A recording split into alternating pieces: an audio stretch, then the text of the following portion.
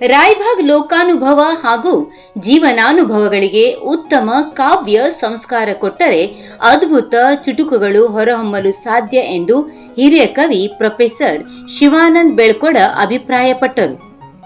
ಸುವರ್ಣ ಕರ್ನಾಟಕ ಅಂಗವಾಗಿ ಪಟ್ಟಣದ ಪ್ರವಾಸಿ ಮಂದಿರದಲ್ಲಿ ಚುಟುಕು ಸಾಹಿತ್ಯ ಪರಿಷತ್ ವತಿಯಿಂದ ಹಮ್ಮಿಕೊಂಡ ತಾಲೂಕು ಮಟ್ಟದ ಚುಟುಕು ಕವಿಗೋಷ್ಠಿ ಹಾಗೂ ಸಾಧಕರಿಗೆ ಸನ್ಮಾನ ಕಾರ್ಯಕ್ರಮ ಏರ್ಪಡಿಸಲಾಗಿತ್ತು.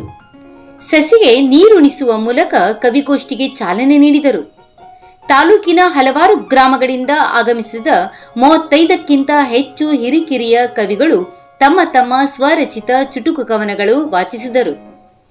ಬೆಳಗಾವಿ ಜಿಲ್ಲಾ ಮಟ್ಟದ ರಾಜ್ಯೋತ್ಸವ ಪ್ರಶಸ್ತಿ ಪಡೆದುಕೊಂಡ ಪಟ್ಟಣದ ಅಂತಾರಾಷ್ಟ್ರೀಯ ಚಿತ್ರಕಲಾವಿದರಾದ ಡಾಕ್ಟರ್ ಬಾಬುರಾವ್ ನಡೋಣಿ ಹಾಗೂ ನಂದಿನಿ ಹಾಲು ಉತ್ಪಾದನೆ ವ್ಯಾಪಾರಸ್ಥರು, ಪತ್ರಕರ್ತರಾದ ಭೀಮಪ್ಪ ಕಿಚಡೆ ಮತ್ತು ಮೀರಾಸಾಬ್ ನದಾಪ್ ಅವರನ್ನು ತಾಲೂಕಾ ಚುಟುಕು ಪರಿಷತ್ ವತಿಯಿಂದ ಸನ್ಮಾನಿಸಲಾಯಿತು.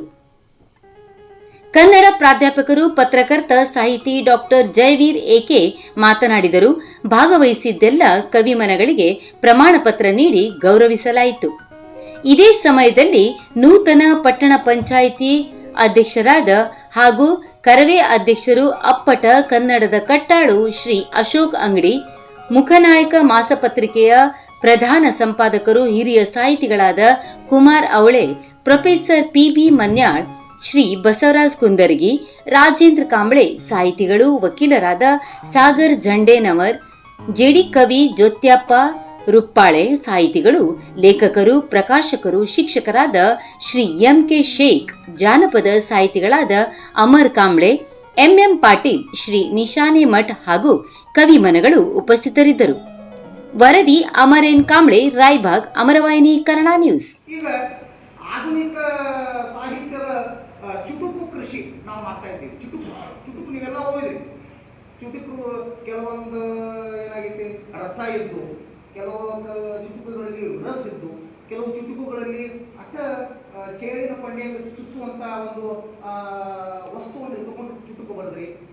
ಮುಂದೆ ಅನೇಕ ರಸ, ವಿರಸ, ವಿಷಾದ, ಒಂದು ಪ್ರೇಮ, ಅಭಿಮಾನ, ಕನ್ನಡದ ಅಭಿಮಾನ ಎಲ್ಲವನ್ನ ನಿರ್ಮಾಣ ಮಾಡಿದ್ರು. ಆದರೆ ನನಗೇನಿಸ್ತು, ಈ ಚುಟುಕು ಕವಿಗಳಿಗೆ ಏನಾಗಿತ್ತಂದ್ರೆ, ಚುಟುಕು ಕವಿಗಳಿಗೆ ಕೋಟಿ ರೂಪಾಯಿ ಬೇಕಾಗಿಲ್ಲ. ಈಗ ಶುರು ಸರ್, ಚುಟುಕು ಕವಿಗಳಿಗೆ ಕೋಟಿ ರೂಪಾಯಿ ಬೇಕಾಗಿಲ್ಲ.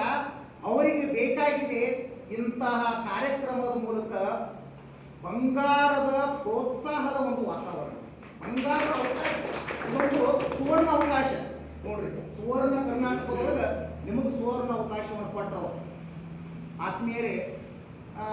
ಇನ್ನು ಶಿರೂರು ಸರ್ ಅವರು ಏನು ಕೆಲಸ ಮಾಡಬೇಕಂತಂದ್ರೆ, ಮುಂದಿನ ನನ್ನ ಸಲಹೆ, ವೈಯಕ್ತಿಕ ಸಲಹೆ, ಚುಟುಕು ಕವಿಗಳ ನಮ್ಮ ತಾಲೂಕಿನೊಳಗೆ ಎಲೆಮರೆ ಕಾಯಿಗಳಾಗಿ ಅದಾರ.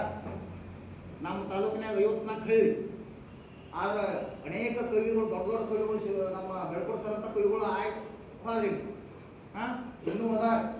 ಆದ್ರೆ ಚುಟುಕು ಕವಿಗಳಿಗೆ ಪ್ರೋತ್ಸಾಹ ಕೊಡೋದು ಅಷ್ಟ ಆಗಬಾರ್ದು.